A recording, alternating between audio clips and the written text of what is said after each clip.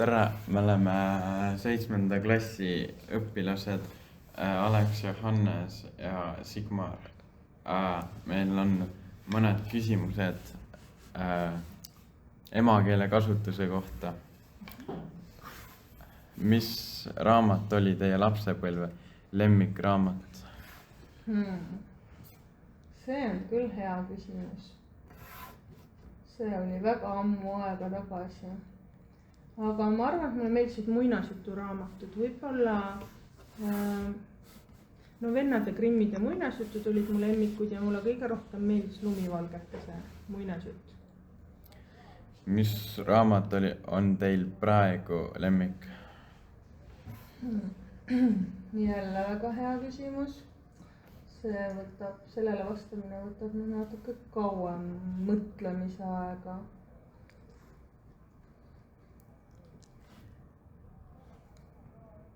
Hea küsimus. Ühte lemmikut on muidugi väga raske välja tuua, sest tihti on niimoodi, et kui sa raamatut loed, siis see tundub sulle väga nagu hea. Ja siis, kui sa järgmist raamatut loed, siis sa mõtled täpselt samamoodi.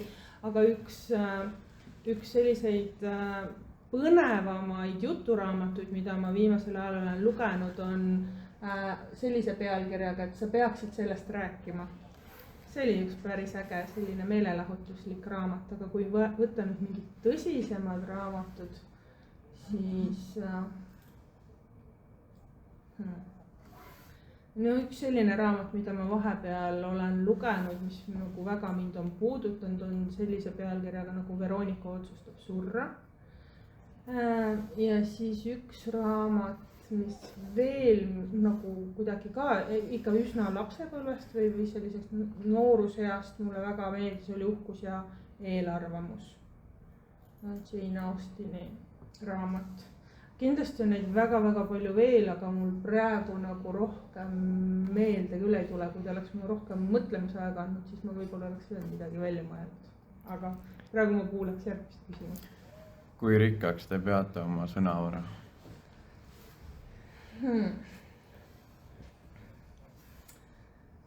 Oleneb mille või kellega võrrelda. Ma tegelikult arvan, et keskmisest rikkamaks.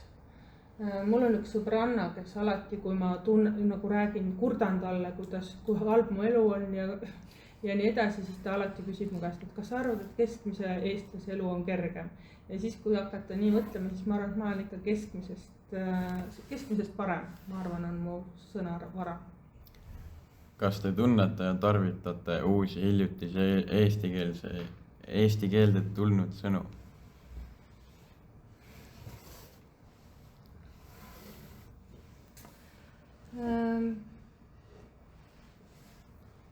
Mitte vist väga. Ma ei hoia ennast spetsiaalselt kursis, et mis need uued sõnad on, mis nagu keelde on tulnud. Aga kui need on minu töö ja igapäevaeluga rohkem seotud, siis ma kasutan neid ja kui ei ole, siis tõenäoliselt mitte. Mis teile tänapäeva eesti keeles meeldib, mis mitte? Eesti keeles. Mulle meeldib see, et keel areneb ja mulle meeldib see, et eesti keele kõla muidugi meeldib väga. Aga mis mulle tegelikult, kui nüüd väga ausalt öelda, mis mulle ei meeldi, on see, et need reeglid muutuvad järjest leebemaks. Sellepärast, et need reeglid, mis mina kunagi kooli ajal selgeks õppisin, osad nendest enam ei kehti. Ja see nagu valmistab mulle natuke pettumust, sellepärast, et eestlasi on niigi maailmas nii vähe. Ja kui me nagu õpime selle keele selgeks, ja see siis muutub ja siis ühel hetkel sa avastad, et kõik see, mis sa nagu oled õppinud, et need reeglid enam väga ei kehti, et see teeb natuke nagu kurvaks mind. Aga üldiselt ma leian, et keel areneb ja mulle meeldib, et mulle meeldib tegelikult ka need mingid slängsõnad ja ka mingid võõrkeelsed, ingliskeelsed väljendid, mis siia tulevad. Minust need nagu, ma ei karda väga eesti keele tuleviku pärast.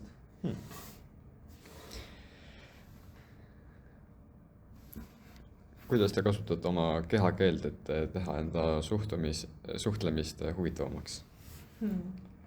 Eestlased ja kehakeel, see nagu ei käi isegi vist ühte lausesse, mul on tunne. Ma teadlikult loomulikult seda ei tee, aga ma arvan, et kodus perega suheldes, ma arvan, et ma kasutan kehakeelt rohkem ja tööl olles ma arvan, et pigem vähem. Ma ei oska isegi välja tuua, ilmselt peaks küsima õpilaste käest, millist kehakeelt ma kasutan. Et ma ise ei oska välja tuua seda, jah. Okei. Mis raamatuid te soovitaksite järgmise aasta 7. klassidele? Raske on soovitada nagu lihtsalt mingit raamatut, sellepärast et 7. klassi õpilastel on väga palju erinevaid huve ja kui ma soovitan raamatut, mis ei lähe nagu nende huvidega kokku, siis ega nad sellepärast seda lugema ei hakka. Et see sõltub nagu sellest, et mis valdkonnas sellel 7. klassi õpilasel huvid on, et kas mingid kriminaalromaanid. Sellisel juhul ma soovitaks juba mingisuguseid selliseid krimkasid, täiskasvanutele mõeldud krimkasid juba lugeda. Võib-olla tüdrukutele meeldivad naistekad, et oleneb, et nende 7. klassi õpilaste sees on ka väga palju erineva huvidega inimesi, et noori, et osadele meeldib võib-olla teaduskirjandus, osadele mingi ajaviitekirjandus, et ma niimoodi ühtegi raamatut küll ei oska välja konkreetselt tuua, mida võiks lugeda.